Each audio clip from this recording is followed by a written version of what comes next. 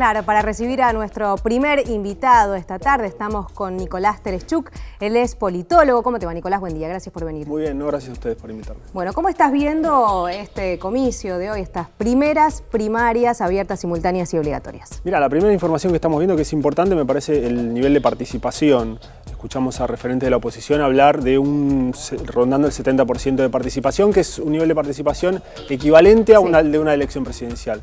Me parece que ese era un dato de los primeros que estaban por lo menos como incógnita y se develó. La gente tomó la información que se dio a través de los distintos canales y hizo valer su derecho al voto. Lo vimos también en las escuelas cada uno de nosotros. Es cierto, incluso porque en los últimos días se hablaba además de que tal vez no iba a ir tanta gente a votar. Incluso algunas encuestas de los diarios preguntaban, ¿usted va a ir a votar? Y sin embargo, bueno, hablamos de un número que es equivalente a una elección presidencial en todo el país. Sí, me parece que se demuestra esto de que el interés por un comicio de este tipo llega, sobre todo en los últimos días.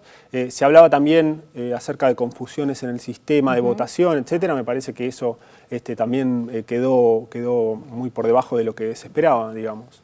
Nicolás, y decíamos recién con Mariana Moyano que evidentemente a esta hora donde todavía no se pueden dar números, el análisis requiere alguna creatividad, ¿no? Para no dar números, pero sí hacer un análisis del punto de vista político, que es tu especialidad respecto de estas elecciones. En ese sentido, ¿qué tenés para decir? Sí, en ese sentido me parece que lo que estamos viendo, por lo menos en las primeras declaraciones, es la confianza del oficialismo en poder revalidarlo. Escuchábamos recién, por ejemplo, a la gente de Córdoba, del kirchnerismo, tratando de hacer una elección en algunos distritos donde, por ejemplo, en el año 2007 fue una elección inclusive complicada para el oficialismo, donde gana Cristina Kirchner en todo el país, pero, por ejemplo, en Córdoba accede con un 23%, en Ciudad de Buenos Aires con un 23%, quizá en esos grandes centros urbanos inclusive mejorar la proporción, y lo que veíamos es la disputa por el segundo lugar, ¿sí? En términos de lo que puede ser la performance de Eduardo Duhalde o de Ricardo Alfonsín, pero también me parece que se juega qué pasa a partir del día lunes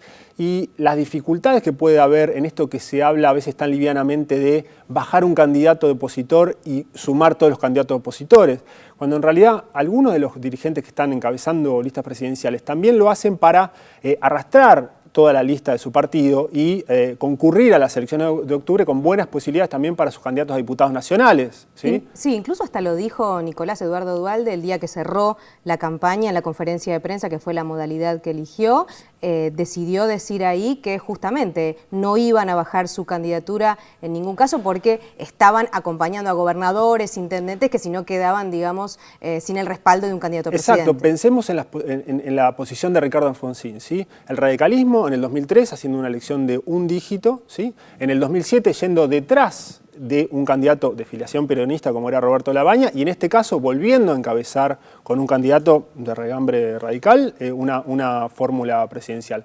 Uno diría, por ahí si Ricardo Alfonsín no hace la elección que esperaba, se podría bajar. Ahora, todo su partido depende también de esta gran tracción que puede dar su candidatura y me parece lo mismo pasa con Hermes Wiener, un candidato que llega al final y que conoce muy bien el Partido Socialista, el Frente Amplio Progresista, la importancia de contar con buena representación después en las cámaras, en la Cámara de Diputados sobre todo.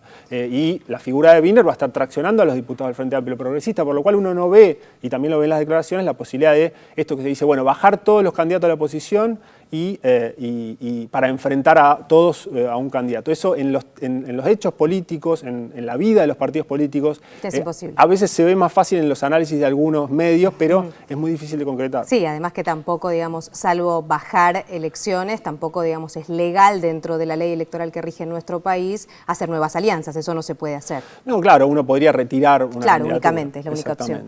Bueno, y decías a partir del lunes, a partir de mañana, ¿qué te parece que van a hacer cada uno de los candidatos a partir de mañana? Me parece que sí, del lado de la oposición va a haber un diálogo y quizá haya... la incógnita me parece es ver si hay cambios de estrategias, o sea, vamos a ver si es que hubo estrategias para la primaria diferentes de la estrategia para la presidencial. Uno ve en lo que es la estrategia del gobierno nacional, en el sentido justamente inclusive en la campaña, mostrar una presidenta que está gobernando, si recuerdan los spots, hablaban a través de discursos de la propia presidenta, no eran grabaciones nuevas, sino cosas que ella dijo. Y en la oposición lo que vamos a ver es si teníamos estrategias para quitarse votos entre sí o unas estrategias más largas ya pensando en las elecciones de octubre. Con lo cual, eso es lo que vamos a ver. El otro tema que me parece que va a ser por cuándo ocurrió, quizá nuevo en la campaña, es el tema de la crisis financiera internacional y qué es lo que dicen los candidatos con respecto a, bueno, cuáles pueden ser las repercusiones en la Argentina, qué es lo que habría que hacer en la Argentina, y bueno, eso por haber ocurrido hace pocos días, digamos, la situación de cambio de nota en la deuda de los Estados Unidos, la baja en las bolsas de Europa, vamos a ver si, bueno, si es algo que los candidatos le quieren expresar a los electores y de qué forma. Nicolás, ¿y qué te parece que en esta primera parte de la campaña los candidatos opositores, digamos, por qué estrategia electoral fueron? ¿Por sacarse votos entre sí o por enfrentarse al gobierno nacional? Mirá, sobre todo me parece en lo que fue la campaña electoral de Ricardo Alfonsín y Francisco de Narváez, que uno pudo ver quizás estas piezas de spots. Hablo de los spots porque fue también uno de los elementos nuevos de la campaña, ¿sí? O sea, mucha cantidad de espacios cedidos a los partidos políticos, vimos mucha cantidad de espacios cedidos a los partidos de la oposición y posibilidad de expresarse al no tener que adquirir esos espacios, sino que eran cedidos por el Estado. Decía, en la campaña de Ricardo Alfonsín y Francisco de Narváez me pareció una campaña más disruptiva, más fuerte en términos de lo que es el tema de la seguridad o de la inseguridad, spots inclusive de campaña negativa hacia otros candidatos, de Narváez negativas a Daniel Scioli mencionándolo, con lo cual me parece que ahí sí también había una mirada de pelea con el votante o con la impronta de Eduardo Duhalde, ¿sí? Mostrando una campaña más dura, quizá pensando en que muchos electores ven al radicalismo un poco más blando a la hora de gobernar, ¿sí? Pero bueno, por eso vamos a ver ahora si es que siguen en esa línea o si tratan de también convencer quizá parte del electorado del oficialismo, ¿sí? Que probablemente se vea que es importante. Y lo último que te pregunto es cuál te parece que es la trascendencia política de una elección como esta, ya no para los candidatos, sino para todos.